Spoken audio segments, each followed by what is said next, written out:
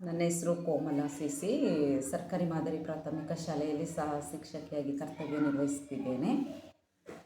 ಶಾಲೆಯಲ್ಲಿ 63 ಮಕ್ಕಳು ಇದ್ದಾರೆ. 4 ಜನ ಶಿಕ್ಷಕರಿದ್ದೀವಿ.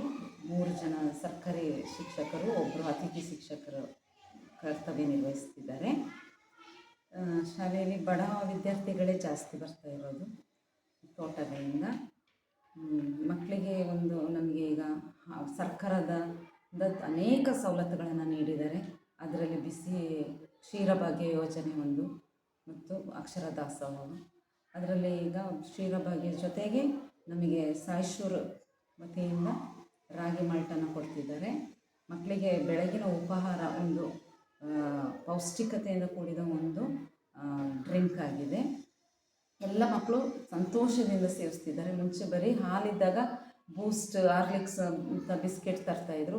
ಈಗ ಸಾಯಿಶೂರ್ ಕಂಪನಿಯಿಂದ ಕೊಟ್ಟಲ್ಲಿಂದ ವಿದ್ಯಾರ್ಥಿಗಳೆಲ್ಲರೂ ಪೌಡ್ರನ್ನು ಮತ್ತು ಅದನ್ನು ಕುಡಿದು ತುಂಬ ಪೌಷ್ಟಿಕತೆಯಿಂದ ಇದ್ದಾರೆ ಮತ್ತು ತುಂಬ ಸಂತೋಷದಿಂದ ಅವರು ಸ್ವೀಕರಿಸ್ತಿದ್ದಾರೆ.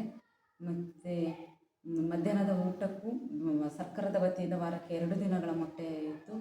ಈಗ APF ಅಜಿಮ್ ಪ್ರೇಮ್ಜಿ ವತಿಯಿಂದ 7 ದಿನವೂ ನಮಗೆ ಈಗ ಮೊಟ್ಟೆ ಸಿಗ್ತಾಯಿದೆ. ಮಕ್ಕಳು ಭಾಳ ಸಂತೋಷದಿಂದ ಎಲ್ಲವನ್ನು ಸ್ವೀಕರಿಸ್ತಿದ್ದಾರೆ. ಮಕ್ಕಳು ಆರೋಗ್ಯವಂತರಾಗಿ ಸದೃಢರಾಗಿ ಮಕ್ಕಳಿದ್ದಾರೆ, ಚೆನ್ನಾಗಿ ಕಲಿಯುತ್ತಿದ್ದಾರೆ.